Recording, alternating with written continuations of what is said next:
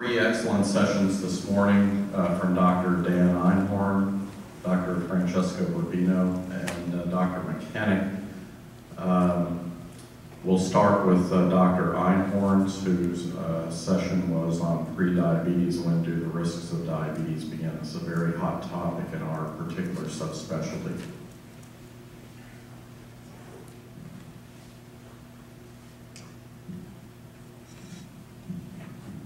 Hi, my name is Kate Gorman. I'm from Diabetes Close-Up.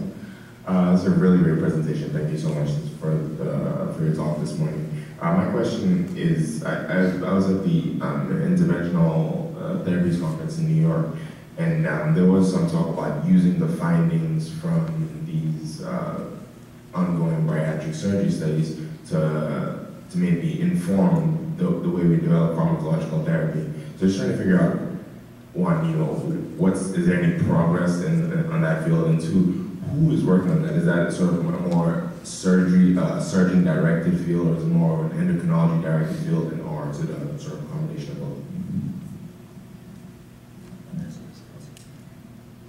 I'll let the surgeon speak first, but there's an endocrinologist response to that as well, so that's a good question.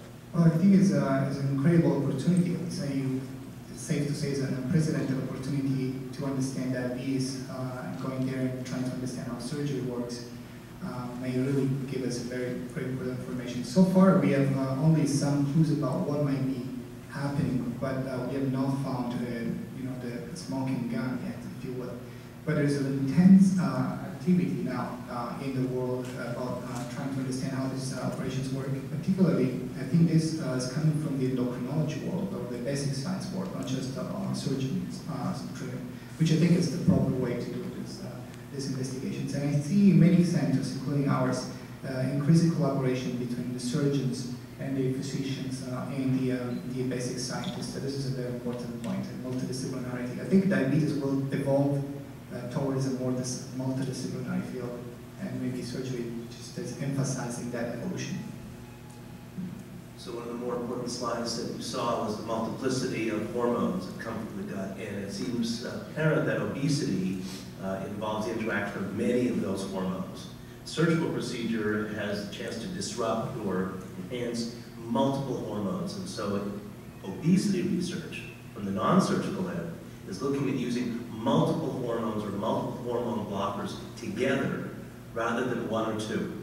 And so Amylin, for example, is one of the companies doing it. If you went to the presentation yesterday, you saw some examples of using 2 and 3 of those agents together. And I think that's the future of understanding how to deal with certainly the obesity part of metabolic disease. It's multiple hormones, multiple hormone blockers together, mainly peptide hormones, which so far are injectables. But it's just a matter of time before other vehicles that are non-injectable will be found for these same hormones. So I think in the years to come, you'll see a lot of that kind of work coming out of what was promised by the surgeons.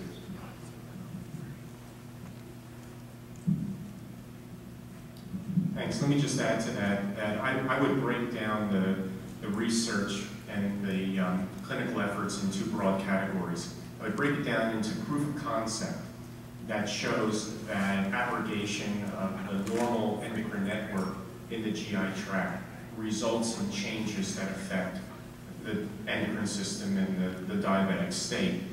Those studies have been very revealing, very exciting, and very collaborative between basic scientists and surgeons. The second part, once you've established that there is this template that can be disrupted and eventuate in benefit, is clinical trials to assess that long-term you'll actually achieve in a complex human being a net benefit.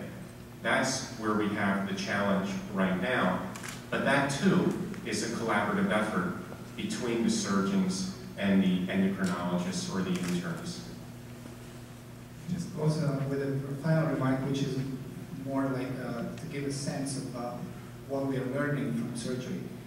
The gut role, as was said before, with so many hormones is very critical in the physiology of glucose homeostasis.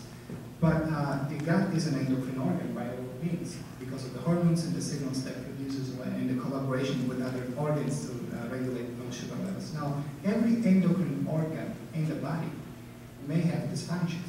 The thyroid may have dysfunctions. The adrenals may have dysfunctions. What happens if the bowel has dysfunctions? If it wouldn't, it would be the only exception to the rule. But if it does have dysfunctions, what happens is you are going to have an impairment of glucose homeostasis, which may well be diabetes. So that's the speculation that we're making today, and I think the next research will have to find out this very fascinating hypothesis. Just to say, one of the great things is the interconnectedness of everything, and there's nothing more important than physiology than to maintain enough energy balance to survive. So it would not be surprising to find extraordinary brain-gut connections. I wanted to add that Dr. Mechanic is in charge of the clinical practice guidelines and headed a committee dealing with bariatric or metabolic surgery, and his workshop will be this afternoon. And Dr. Rubino will be joining us. Right, Dr. Rubino will be present at that workshop as well. Other question? This is my main job, is to relook at this. I'm Miriam Tucker with Clinical Endocrinology News. Just wondering if anyone is looking at the cost effectiveness of using surgery versus pharmacology.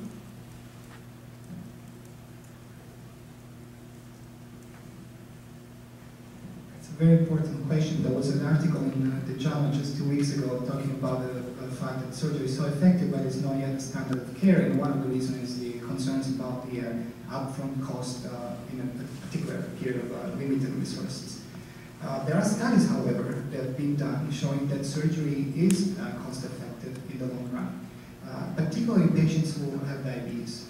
It takes 4 years to get a return on investment if a patient is only obese, but when they are obese and diabetic, it takes 2 years. This is data coming from the study from Dr. Cremieux and co-workers. And other studies in Europe have found the same findings. The problem is, how can we work in a way that this potential for cost effectiveness is translated into a benefit for patients? And it seems that in a system like the United States, for a European coming here, it's more striking. In this system, it's difficult for insurance to cover surgery up front and then seeing their clients moving around and changing insurance and therefore not getting the benefit of the investment. I think that it's normal that they are reluctant because they do this for business, of course. So if we could find a way to put together policymakers, maybe the politicians, and fix that problem, so that there could be a return on investment for those who spend the money and invest the money. And I think at the end, patients will be the ones who benefit from this. One of the other hidden costs is going to be complications down the road. And one of the thrusts of the AACE bariatrics guidelines was to increase the awareness of some of the morbidities that would result from bariatric surgery. That if you don't have a preemptive approach, having someone skilled in nutrition and endocrinology following these patients. For instance, if a patient from the West Coast travels all the way to see Dr. Rubino on the East Coast for his expertise, but then travels back home, who's going to be following that patient for micronutrient deficiencies, for stones, bones, etc.? And those are hidden costs that build in, which I don't think we have a metric for in order to assess a true cost effectiveness.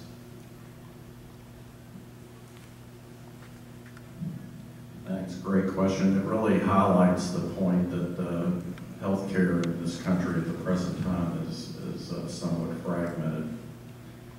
We have a lot of work to do.